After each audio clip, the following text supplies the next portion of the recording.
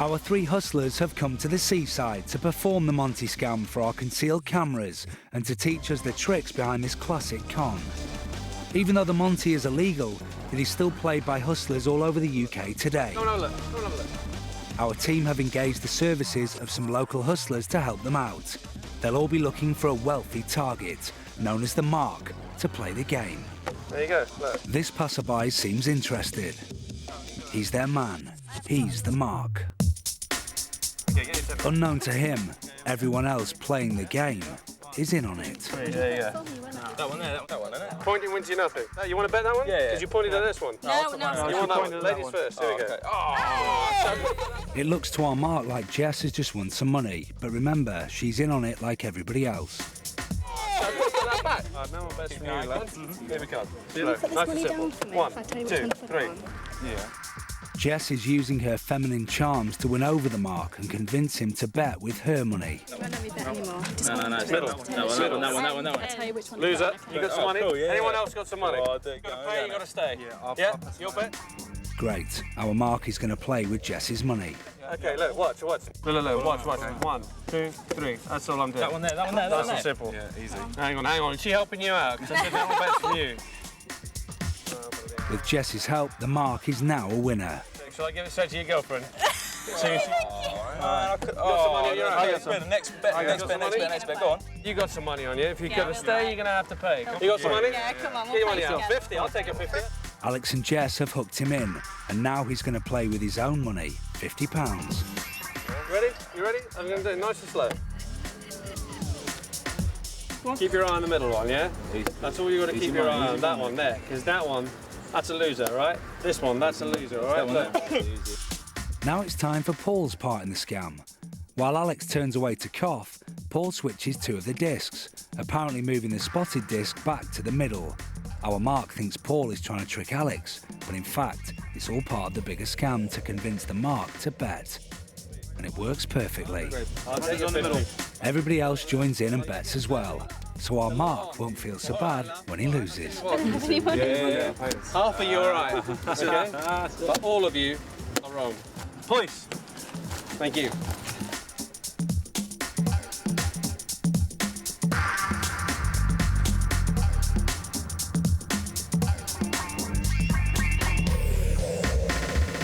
Saw people winning money, you just kind of think, oh, well, I'll have a piece of that. You just kind of thought, it's definitely the one in the middle, it had to be. I thought this guy's giving it away or something. It was like, so easy. You can't win at this game. You know, the guy's an expert.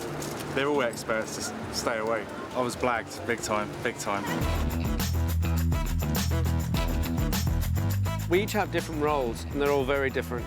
I'm the operator, I handle the discs, and ultimately I'm the one who's going to have to do the sleight of hand moment. Jessie is used as a decoy, and as a roper, she gets the Mark in, she gets him to the right position, which is right at the front of your cue. What she does, which is very important in the very beginning, is she gives the Mark a taste, a feel of what it's like to win money. So she hands the money over for him to bet it for her. Paul is our general lookout man. He's also responsible for the switch. The Mark now thinks that, wow, I've beaten him. I've beaten the Monty man, I can put my money down. So, what is the secret sleight of hand move behind the Monty scam? Watch closely as Alex throws down the disc with the spot. It looks like it goes on the table, doesn't it? But watch again in slow motion, and you can see that in actual fact, he doesn't throw the spotted disc, but throws the top disc instead, leaving the spotted disc in his hand. Watch again as he does the same with the 3 discs. Again, the top disc goes down on the table. But now he repeats the move to hide the spotted disc whilst apparently showing 2 blank discs. So it's not where you think it is, in the middle, it's actually on the left. Our Mark didn't stand a chance. This is more about deceiving people and getting them to give up property, money or possessions by trick, not by force. It does still occur, and there's still people out there that would fall for that, go up close in a small crowd and fall prey to, one, the trick itself, but more importantly, pickpockets working around them. Look, if you walk up to a Monty game on the street, you are walking into a den of thieves. Monty is just a way of mugging somebody without letting them know that they got mugged. And if it doesn't work, they'll mug you. The hustlers have selected a small high street jeweller's as the perfect place to stage this scam. Unbeknown to the shop staff, our hidden cameras have been placed inside to cover the following action. Jess enters the shop first, looking well dressed and respectable. I'm looking for a necklace. She approaches the counter and talks to the staff about wanting to buy a new necklace. Silver. Definitely. Alex comes into the shop shortly after. He is apparently just another browsing shopper. And where's the third member of our team? Paul is outside ready to step in on cue. Got a nice one here. After some browsing, they show Jess a necklace that takes her fancy. That's the sort of length. Yes, it's quite nice. How much is this one? It's quite expensive, actually. Oh. 624. Yeah, that's really pretty. The necklace is worth around £600, which is a suitable bit of swag for this scam. Jess seems happy with the choice and says she'll buy it. 1, 2, 3, 4, 100. 1, 2, 3, 4. As she finishes counting the notes, Alex swoops in. Okay, stop there, police. What? Walthamstow Police. Tracy, I'm placing you under arrest for deception and fraud. Leave that money on the counter. Please let my colleague in, please. Flashing a fake police badge, he arrests Jess for passing counterfeit money. Will the shopkeepers buy his act? We've been following her all day. There's been counterfeit cash. She's been passing it off for jewellers. Can I have a look? Yeah, go ahead. The shocked shopkeepers have bought his line and the hook and sinker too. The hustlers insist the cash is forged and must be bagged as evidence. In fact, it's the gang's own hustle bankroll and is actually not forged at all. We'll go in for evidence for her. I'm afraid that's part of the evidence as well now. You will get it back, obviously. And there it is. Alex the fake copper has convinced the shopkeeper to bag up the £600 necklace as well. I'd ask you just to pop that in here. Thank you. It's all going to plan. With the necklace bagged, the scam is complete. Our team of hustlers have cleverly choreographed a theft worth £600 from right under their noses. Bitch, you could have cost me my job, you know that? Beatrice. The hustlers leave the shop claiming to be off to the police station. Okay. I'll be back in an hour. I'm going to take a full statement from you, because obviously it'll go down as evidence for her, yeah? Had this been a real scam, it would have been the last time the shopkeepers ever saw their expensive necklace. And just how convinced was the shopkeeper by our fake coppers? The lady we dealt with was so shocked that that happened to her, and in a way she was so relieved that we had prevented Jessie from virtually robbing the store that she completely put aside all her fears that we might not be genuine police officers. So you're saying to me, what if all three of them were in on that? They'd have had me. They'd have had me then. The best way people can guard against this scam is to always make sure people are who they say they are. If a police officer is genuine, then he'd be willing to show you identification, phone numbers that you can ring to confirm. They will prove who they say they are. And a few free drinks is exactly what Jess is after. And she spotted her Mark sitting on his own at the bar. Thank you. The Mark doesn't realise our secret cameras are covering his every move. One always looks at me weird whenever I order a pint.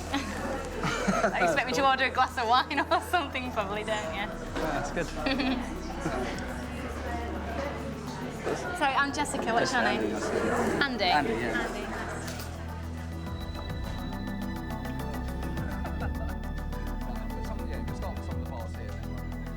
Everyone there thinks I'm so weird for drinking pints, but I can down a pint before a guy can down a shot. And everyone always laughs at me, but I really, really can. Walking down a shot, you could down a pint. Why are you laughing? That's rubbish, because you can. I can. You don't think I can? Of course you can't. You don't think It's I a can shot do and a pint. I can do that with a. Okay. I would love Okay. it. Sure. I'll tell you what, we'll get 3 pints in. I'll get you 3 shots in. I really can, and I bet I can have my 3 pints before you can have your 3 shots. All right, fine. I really can. Okay, is there a bar lady. All right. Excuse me. Thank you. Okay. Well, if you really don't think I can do it, I'll tell you what, we'll make it more interesting. Have you got any money on you? You've got some money. How much money have you got on you? 20, 30, quarter, 10. Right, have you got a tenner? Yeah. Okay, get your tenner out. You're You serious, see, you don't think I can do this, yeah? I've got a tenner. Put your money where your mouth is. There you go. You don't think I can do it, but you're a tenner that I can. Okay. Right. When I say go, you start. You don't touch my glasses out, I don't touch your glasses. It's the only rule. When I say go, we start. Let me just finish this. You ready? Yeah. 1, 2, 3, go.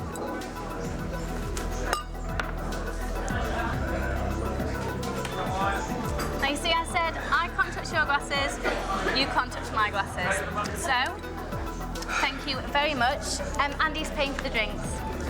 Thank you very much. It's lovely to meet you. Lovely, yeah. Thank you. Layers. Thanks. And so the Mark's been conned from the first moment he took on the mad bet. The free drinks were always heading the hustlers' way. Cheers. Today, the hustlers are going to show how the keylogger scam can be used by criminals in order to warn you of its dangers. The hustlers make their way to an office in the city, which they have pinpointed for their hit. This is a team scam. First, Jess must access the office by dressing as a member of the cleaning staff, whilst Alex and Paul move off to set up base around the corner.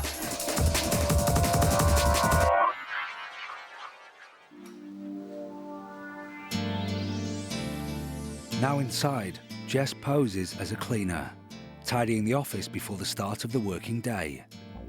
But amongst her cloths and polish, she is carrying the hustler's rigged keyboard, complete with onboard wireless keylogger. Jess scouts the office for a matching keyboard.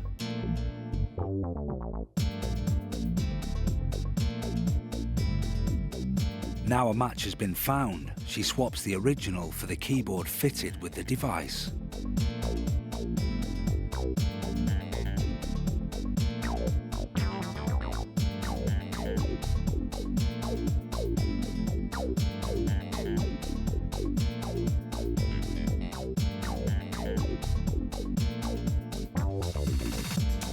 With the new keyboard in place, her job is done.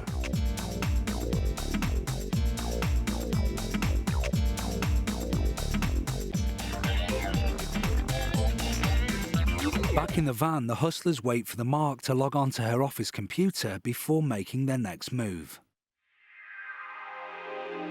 Our secret cameras are in place in the office and the Mark has arrived at her desk.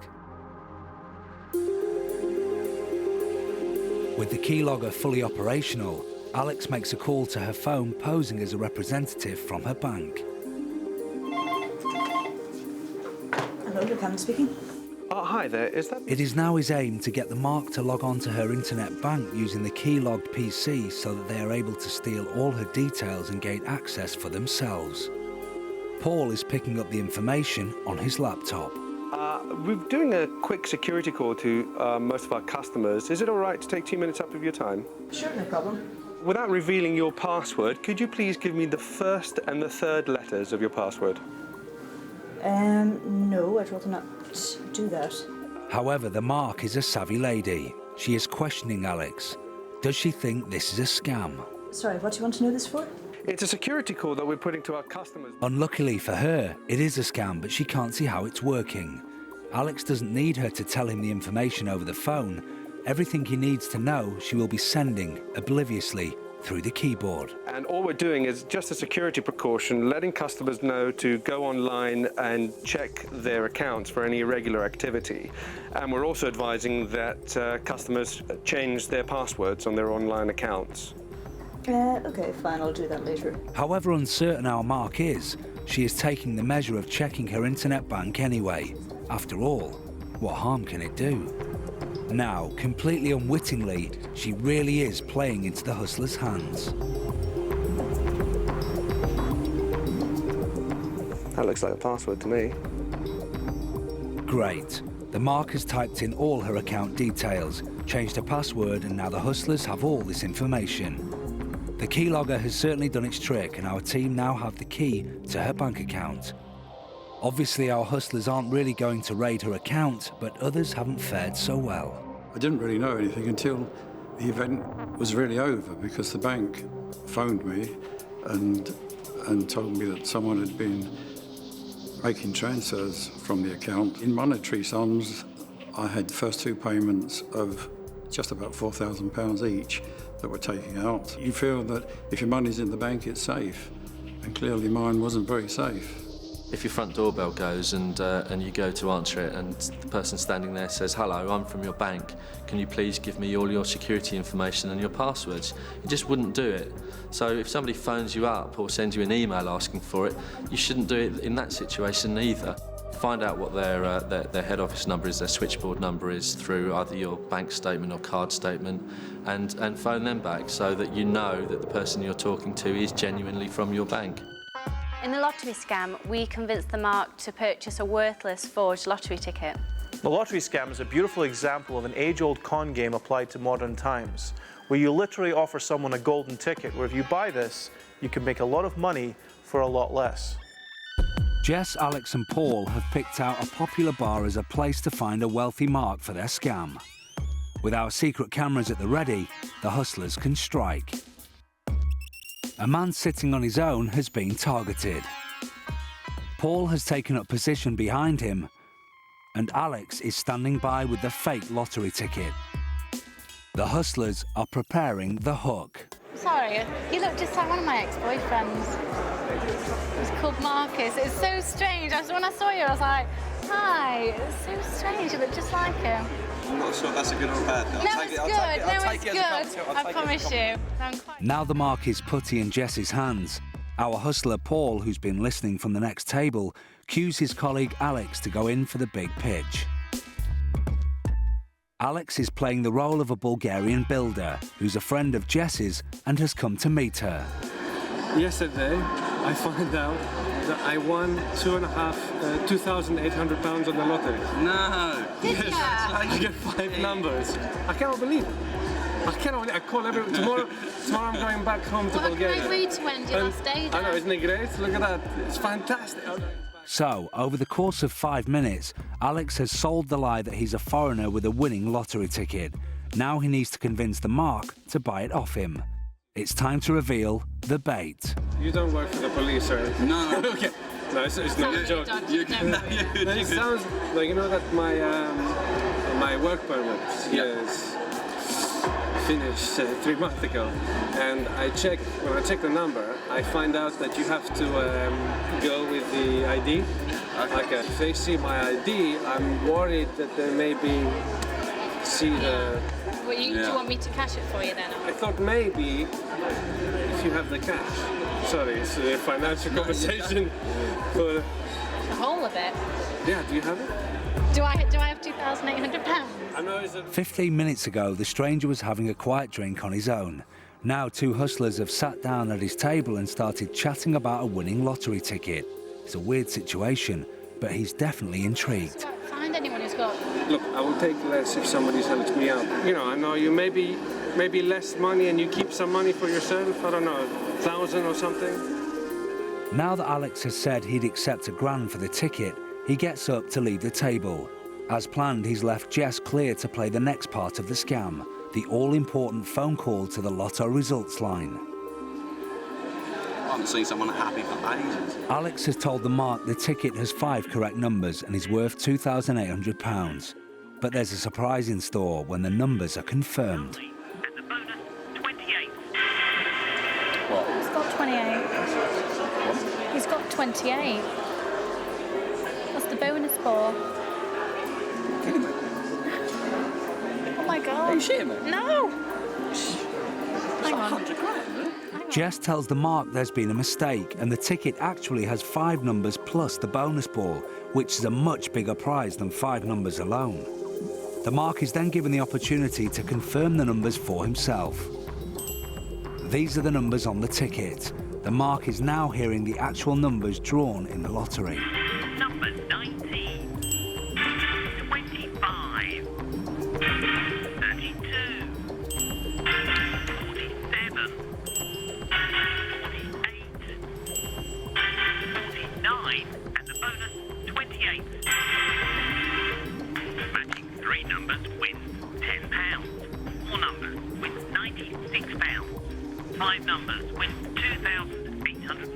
£9. Matching 5 numbers plus the bonus with £121,522. £121. Really? Now the mark thinks that the ticket is worth over 100,000 and not the 2,800 Alex told him initially. This is the key to the whole con. The fish has bitten, it's time to reel him in.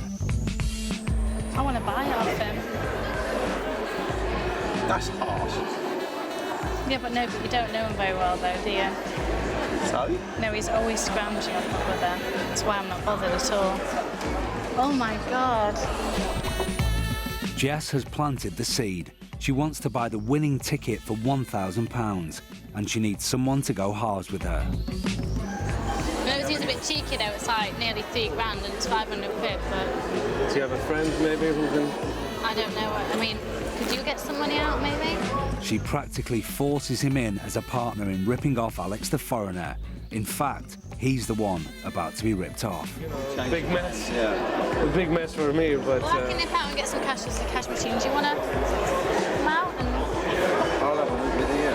I trust you. Your name is? Danny. Danny, okay, no problem. Finally, the mark agrees to at least go to the cash point with Jess. But will he really stump up the money, or will he give her the slip? The hustlers wait nervously to see if the sting will fail or succeed. Oh, give me a minute. After 10 minutes, the mark has returned. But is he bearing the cash? 500, you got Everything 500. okay? Yeah. Bingo. With the mark's £500 cash now in Alex's possession, the scam has succeeded, and the mark is left with a worthless lottery ticket for his money. Game, set and match to the hustlers. The lottery scam works because the mark, the person who's going to be conned, essentially thinks they're going to make X amount of money, and that's a pretty good deal for them. And they're thinking, well, maybe I should, maybe I shouldn't, whatever. But then they find out, actually, as long as they're prepared to lie and keep quiet about one element, then they stand to make far more money than that. So in terms of the psychology, you've anchored them at a certain profit, and then suddenly they find out, actually, they could be sitting on an absolute fortune. And that just appeals to their sense of greed. That's why it's such a fantastic scam. For this scam, our pack of hustlers have placed themselves strategically around this cafe, rigged with our concealed cameras. Here are Jess, Paul and Alex, all apparently unconnected and grouped around a mark. Jess starts the ball rolling with a scam we like to call... Excuse me, can you smile my bag for a minute, please? Mind my bag. Yeah, sure, no problem.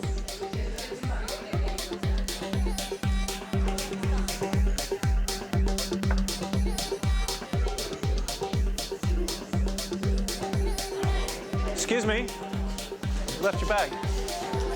Excuse me, mate. No? That was the girl sat at the table there. She Nice, I thought it was hers. I'm sorry. All right. So, in case you missed it, here's a replay. With the mark getting Jess's bag back, Alex was able to grab the mark's laptop, hide it under his coat and pass right by the mark undetected. Returning to his seat, the mark spots he's missing something. It seems like such an easy scam to become a victim of, but how can it be avoided? Well, the best way is to use the clips provided in many of the cafes and pubs for clipping your bag into. They're often provided in these places now. The other way is to obviously keep it right on top of you so that it's in your vision all times. Our first scam involves 3 swindlers, a ring and a pub. If it works, the hustlers will walk away with some hard cash just for sitting at a bar and having a beer. This is the ring reward rip-off. Number 1 on the hustlers' checklist. Get themselves a cheap ring that looks like it's worth a few bob. How much is this one, please? This one is £5. Yes. This little sparkler from the market will do nicely. Thank you. This scam depends on the mark believing that the ring is worth an absolute fortune and that the hustler will pay anything to get it back. But in reality, the ring's absolutely worthless. Because they overhear the information told between 2 friends, it's much easier to accept that than if someone were to come up and say to you, you know, this is worth thousands. They've chosen a quiet pub with a male barman that Jess can work her feminine charms on. Meet our victim, he'll be known as the Mark. Just a normal working day pulling pints for him. Well, so far. Jess enters the bar to get the scam into action. Her mission is to get friendly with the Mark. It's a bit quiet in here, isn't it? Yeah, well, actually the stereo is busted apparently. The stereo? Yeah. Oh dear. It sounds a bit... So I'm really sorry. Have you got change for 50? Yeah. I'm ever so sorry. It's all I've got. I've only got 50. It's not a fake one, is it? No, I promise it isn't. I promise. Yeah, it looks pretty real. It's my birthday, so I've got a lot of money on me, that's why. It's your birthday? Yeah. Thank you. Pulling out the £50 note is all part of the plan. Now the Mark knows two things. She's wealthy and it's her birthday. Hello. Now Jess is joined by a friend for a drink. She is playing the role of the accomplice. Watch how she allows our hustler to bring up the star of this scam, the sparkling ring. What did I get? Let me show you. Ooh, it's nice, isn't it? That is really nice. It's the one I wanted. How much was it? £3.5 grand. £3.5 grand? Notice how a £5 ring from the market has been given a big markup and in full earshot of the barman. Oh, no, she's taking me out. She's not telling me about... Do I have a spin? The girls launch their charm offensive. This is known as the honey trap. It will make the Mark putty in their hands. Oh, I just asked... Sorry, what's your name? Drew. Drew. I'm Jessica. This is Alex. So just ask me. Drew will be my stripper, won't you, Drew? Well, let's get him some more pints and then he can come and be our stripper. Now the Mark's been caught in Jess's honey trap and knows the price tag of the birthday ring, the first phase of the scam is complete and they leave the pub. Thank you. Bye, Drew. See you soon. Cue Alex and Paul. They are posing as a couple of mates having a drink, but it's their goal to get the barman to willingly hand over some cash from the till. The next move is for Jess to make the phone call to the pub.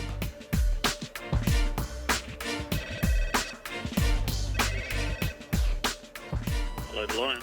Hi, can I speak to Drew, please? To Drew. Yeah. Speaking. Hi, Drew. This is Jessica. I was in here earlier with my friend Alex. Hi. Listen, I had a ring on me today. It was silver with a diamond in it. I don't know if you saw it. I had it at the bar with me, and it was in a black box. Yeah, listen, I can't find the ring anywhere. I must have dropped it somewhere. It's come out of its box. I was wondering if anyone hands anything in. No, but just hang on a sec. Let me have By using his name, Jess is talking to the Mark as if he's a trusted friend. This is all part of the plan to ensure he'll help her out. You haven't seen anything, have you? No. It's in a little black box. In a box? Yeah. It's down there. Thanks very much. Paul's confessed that he's found the ring, but he's not giving it up so easily. He wants to know what's in it for him. We'll ask if there's a reward. It's a big bloody diamond. Well, come on, it's her 21st birthday. Oh, I don't know.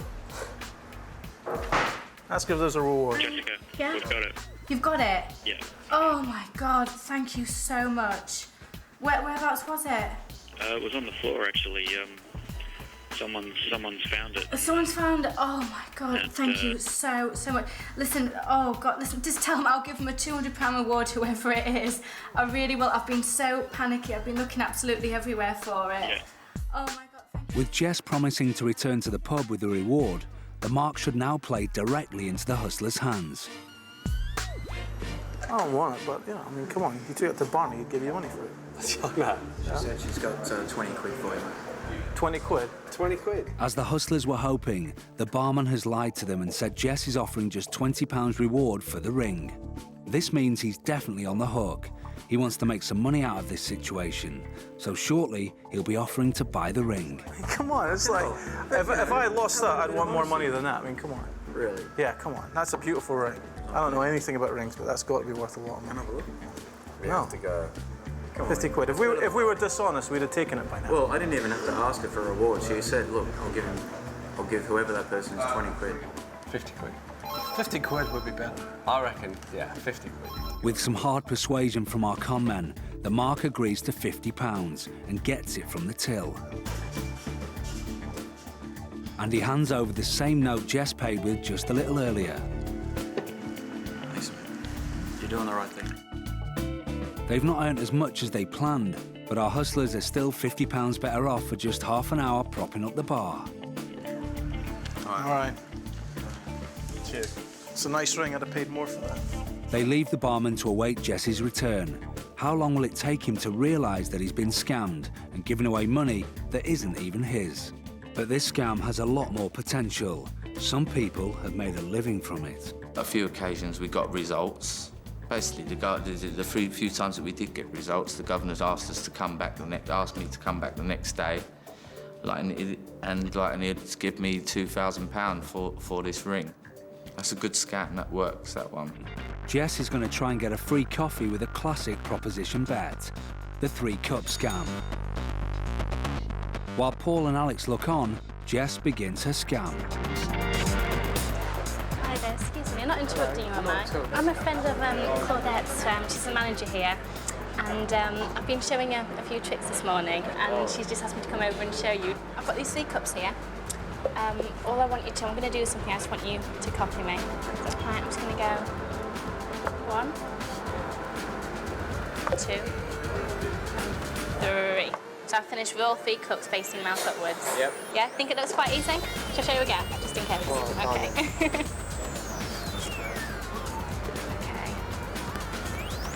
1, 2, and 3, just like that. Okay. It was quite simple, didn't it? Looks very simple. Let me just set these up for you. Okay, in your own time, go for it. Well, if you get it right, I'll buy you a coffee. If you don't get it right, you buy me a coffee. Right. And a big welcome crumble. That's 1, 2. Milk and 2 sugars, please. Very funny. Yeah, you see, it's a bit difficult. Do you want another go? Yeah. You know how it works, so 2 cups at a time, yeah? You do it first again. No, you do it. 1, 2. 2. You can't do it. You're such a little cheat, you are. You should buy me a coffee just for the cheek of it. You're going to buy breakfast anyway? I'll buy her breakfast. I'll buy her lunch as well if she wants. So what's the secret of the 3-cup scam? Like all proposition bets, it's impossible for the mark to solve. It's all in the way Jess sets out the 3 cups. You'll remember that the cups alternate mouth up and mouth down. When she lays them out for herself to turn them over, the outer cups are mouth down. But when she lays them out for the mark, she lays them out the opposite way up with the outer cups mouth up. So it's impossible for the mark to copy what she did and get all the cups mouth up in 3 moves. Very sneaky. The mark never had a chance. Hustlers Paul and Alex have hired a nice shiny silver car, but it's not because they fancy going for a spin. In fact, they're going to use it to demonstrate a scam that is catching out unwary car buyers across the country. They start off by changing the number plates to fake ones and removing any hire company stickers from the car and the keyring. They don't want to leave any evidence that could lead back to them after this scam has finished, because this scam is going to leave a lot of people feeling very angry indeed. This is the hire car scam. The guys drop off the car at an empty house they have taken over for this scam. They have put an advert in the paper offering this 12-grand car for £7,500. They're hoping to tempt their mark with the promise of a bargain. Jess is going to be running the hustle. She's playing a young mum who's been dropped in at the deep end. She's brought a box of toys and Alex has left a child's bike in the drive. These props will come into play later.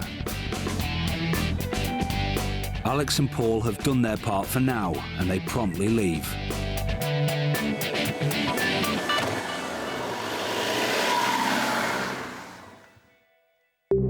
Someone has arrived to look at the massively underpriced car. We have a mark. Now, you may be thinking that it's impossible for the hustlers to actually sell this motor. After all, they don't have any of the ownership documents, and won't the hire company miss it after a couple of days? Just how does this hustle work? Let's watch it unfold. Hello. Hi. my name's Dave. I couldn't see about the car. Oh, right, yeah. Hi, I'm Hi. Jane. Hi, nice to meet you. I'll tell you what, let's go pop get the keys. I'll be out in a second. Okay, do you want to have a look? Firstly, as Jess goes inside to get the keys, she grabs a baby monitor from the sofa. Remember the box of toys? The bike Alex left outside? These props are being used to set the scene. A young mum, home alone with a child. She can't possibly be a hustler, right? Nice car, isn't it? Yeah, it's lovely. How long have you had it? Well, it's my husband's. He got it September last year, so not very long. Next, Jess mentions a fictional husband, but he isn't around. So where is he? All is about to become clear. The V5 document with you? Well, I haven't actually got any documents with me because my husband's getting a new tax disc this morning. He's got everything with him in his briefcase. That's why the whole day's been messed up, really, because he's been called into work. I've got the little one with me. So, the fictional husband's not around because he's gone to pay the road tax. And with the vehicle documents in his possession, the Mark has no way of discovering the truth about the hire car. All he can do is take her word for it. The ruse is set. Now is the time for Jess to strike. But we do have a few more people coming this afternoon, and because, you know, we're wanting a quick sale, basically, it's a great deal. It will go this afternoon sometime. But if you are genuinely interested, what I can do is, if you give me maybe a small deposit, say $250, I cancel the rest of the people this afternoon, because you do sound, you know, interested. So, that's her game. Instead of selling the car, Jess intends to take a deposit on it. Actually, she intends to take as many deposits as she can before the day is out. Jess takes him into the house to take his deposit. That's for you anyway. Right, thank you very much. She hands over a worthless receipt, and that's 250 quid in the kitty. Mark number 2 arrives, and Jess gives him the same spiel. It's cheap, isn't it? Why is it so cheap? Because we're just wanting a quick sale. My husband's got a company car now, and And it works. Again, the bargain price entices him into leaving a deposit. 100, did you say? Yeah, 100. Jess's total is now £350. The third Mark is also keen. All right, if I leave the deposit today, when could I pick it up? Obviously, I know you'd have to talk to your husband. And leaves another 100 to secure the car for himself until 6 o'clock. £100 there. Jess now has £450. Our fourth Mark ups the ante and hands over £300. 300, did you say, yeah? Yeah, 300. Bringing the total to £750. Yes, I'll write you out a receipt anyway. And Mark number 5 gives her all the cash she has on her, £260. Oh. Jess has taken over £1,000 now. I'll see you at 6 o'clock, yeah? Absolutely, yeah. Lovely. All the Marks have been told to come back at 6 p.m. to complete the transaction. But the hustlers have no intention of hanging around to meet them. They're off quick sharp to count their cash and give back the hire car. The price of the car is so attractive that you just can't resist. It's such a nice looking car for that amount of money. How can you not pay a deposit? It's the greed factor, isn't it? It is. You're putting the Mark onto a position where he thinks he's ripping you off because he's getting such a cheap deal. So what happened to our Marks when they turned up that evening to seal the deal? By the time they all turned up at 6 o'clock, when I told them to return, me, the money and the car were all long gone. Oh, I need to see the car. It was here earlier. Yeah, I'm actually here to see him because I put a deposit on it. Yeah, I put a deposit on the same pallet as well. Yeah, and I done it as well, £100. Yeah, so I've got a receipt and everything.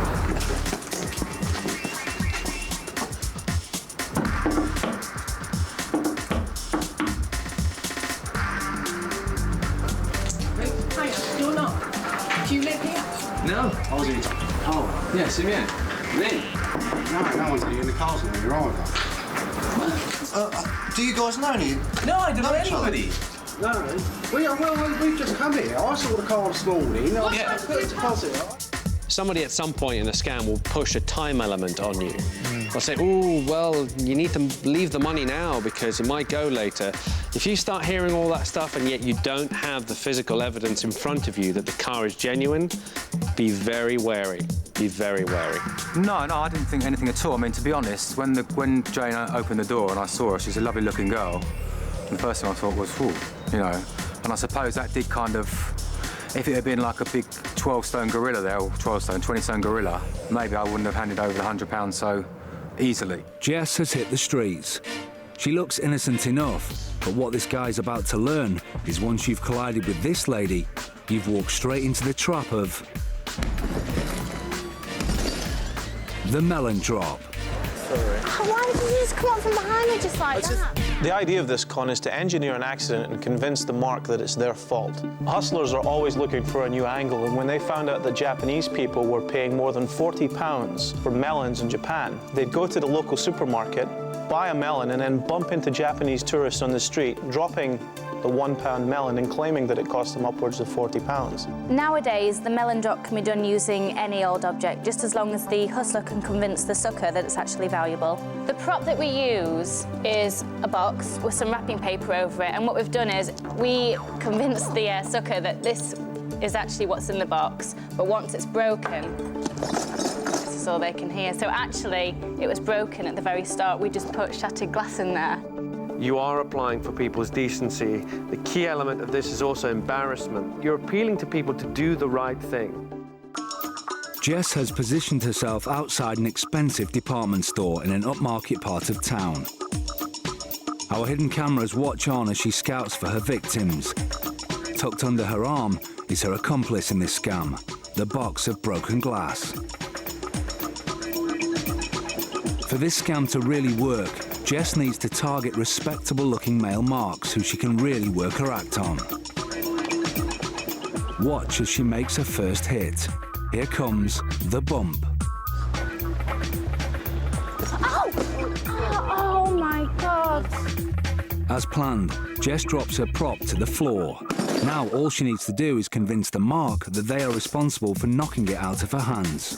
Oh my God! So sorry. Oh, please don't be broke. You've just broken my vase. The mark can immediately hear the damage. This is the first convincer. Oh my... Sorry. Oh, why did you just come up from behind me just like that? You just stopped. Yeah, but what, am I not allowed to stop anymore? Jess's first key tactic is to create a big scene to make the mark feel embarrassed and uncomfortable. Let's see how she does with mark number 2.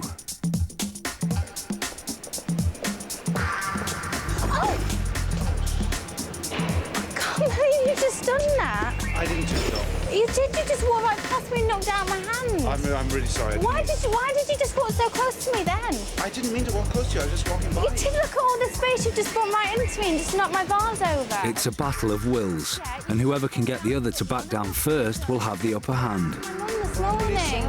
Maybe you can take it back and I can't take it back. It's broken. Can you not hear it? Jess's aim is to get them to say they're sorry.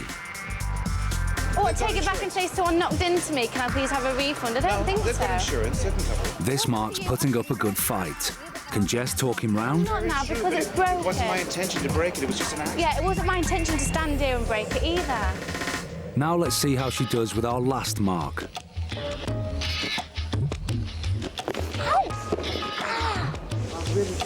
What did you just do that for? You just came out of nowhere. Ow! I can't believe you've just done that. Look, I feel really bad. Yeah, but I'm sorry. Oh my. Miles away. I'm really... I can't believe it. All the marks have apologised. 1 point to Jess. Now they have essentially admitted responsibility. Jess has got the green light. She reveals to the marks that the vase is a special gift she's bought for her mum. They now know what they've just broken is both important and potentially valuable. I got this vase for my mum this morning. I need to get this. It's my mum's birthday today. You don't understand how important this is. Now she mentions that she can't afford to buy the vase again. I don't know what to do. What am I supposed to do? I can't just go and buy another one, can I? I can't afford to. I can't afford to go and buy another one of these. Well, how much was it? It's £65. I can't go and buy another one. I can't afford to go. It doesn't matter, but what am I supposed to do? You can't just say sorry. She's looking for sympathy, and of course, it is a hint that she'll need some financial compensation. This leads into the final stage of the scam. It's time to get her hands on the mark's cash. Notice the way she uses certain phrases. appealing to the marks to do the right thing. Be reasonable. It wasn't just me stood here and then I dropped it. You just walked into me and knocked out my hand. Be reasonable. If it wasn't for you, I wouldn't have dropped it. Just have the decency to help me out. Oh, now you've just walked right into me. Well, at least have the decency to help me out. Well, have the decency to help me out and help me go get another one. Jess's last tactic is to become relentlessly demanding and wear the marks' defences down until they finally give in. I'm late. I need to go get this now. So if you've got the cash, I'll just go and get one now. Have you got any cash? Yeah. Or there's... £20. £20? It cost me 65. It cost me £65. And so our hustler is victorious, and each mark's offered to stump up part of the cash for her fictional vase. Look, I think that's pretty generous of me. Here, it wasn't all my fault. There's half of it. You know? Maybe you should put it in the bag. Be a little bit more careful. Okay, thank you. All right, cheer up. Bye. Thank you very much. Be careful next time when you're walking, okay? Cool, Thank it was not my fault. Well, it wasn't my fault. I mean, I'm really late. It's your fault, isn't it? Well, it wasn't all my fault, but okay, whatever. Thank you. In just 30 minutes, Jess has made herself £125. So why were our marks so willing to fall for this scam? I bumped into a young lady who had a package. It fell on the ground. It broke. She was very convincing, asked me for compensation for her package. I gave her some money. Walking down the street here, going for some lunch, and suddenly this woman just turned, and this box just fell on the floor, and she said there was a vase in there and broke, and I don't know. I just thought, oh, I'll give her some money for it to go and buy another one. I heard it. It was, I shaked it, and it felt like a broken vase or something. And obviously, I mean, we are in Knightsbridge, so all the shops around here are expensive, and you don't expect £10 vase or something like this. As I said, I felt responsible, and she was a young, pretty lady. So. Well, I got a shot for you to try. Okay. It's quite simple. Jess has homed in on a mark. I want to see if you can pop the red ball into the pocket using the white ball without touching the green ball, without touching the cushions. Think you can do it? So, Jess is proposing a shot where the cue ball pots this red ball without touching this green ball, and he can't touch the cushions either. It looks pretty difficult. I'll give it a go. Do you want to give it a go? I'll give it a go. Go on then. The shot sounds a little tricky, but our mark seems quite confident.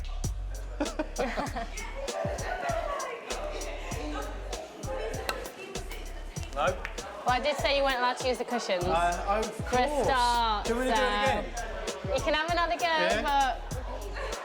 I forgot that bit. I'm I know sorry. you did. I forgot it's that okay. bit. I suppose I can try a jump. No. No. I don't think I can do it, to be honest. No? He can't make the shot. It's down to Jess to show him how it's done. But will he take the bet? Do you think I can do it? I doubt it very much. Okay, well, we'll see. Pleasantly surprised as you How can. much would you be willing to bet? I'll bet you a fiver. Yeah? Yeah, why not? Come on then, put your money on the Okay. table. I've got a fiver.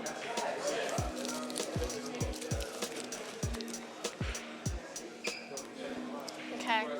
Ready? Now, Jess didn't rule out using the triangle to take this shot. Very good. Thank you very much. Very good. She places the triangle between the green and the red ball.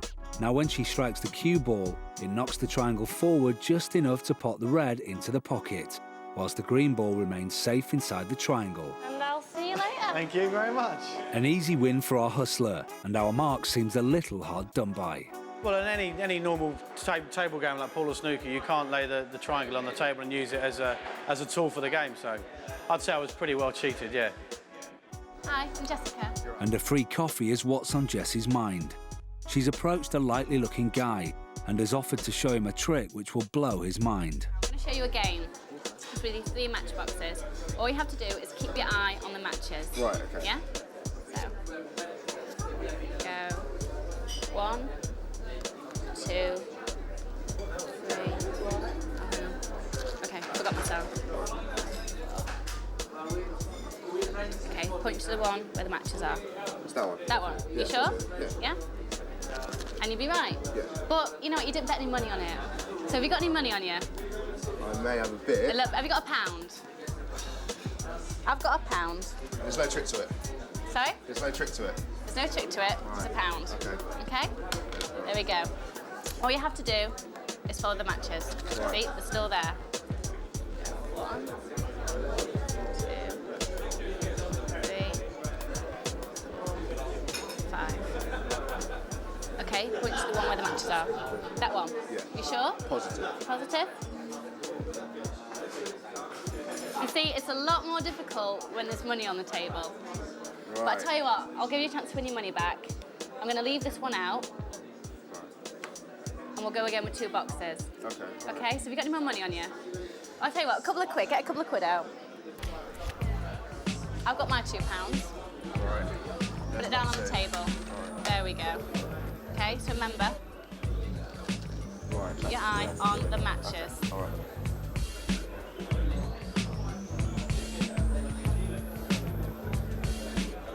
Okay, point to the one where you think the matches are. That one. Are you sure?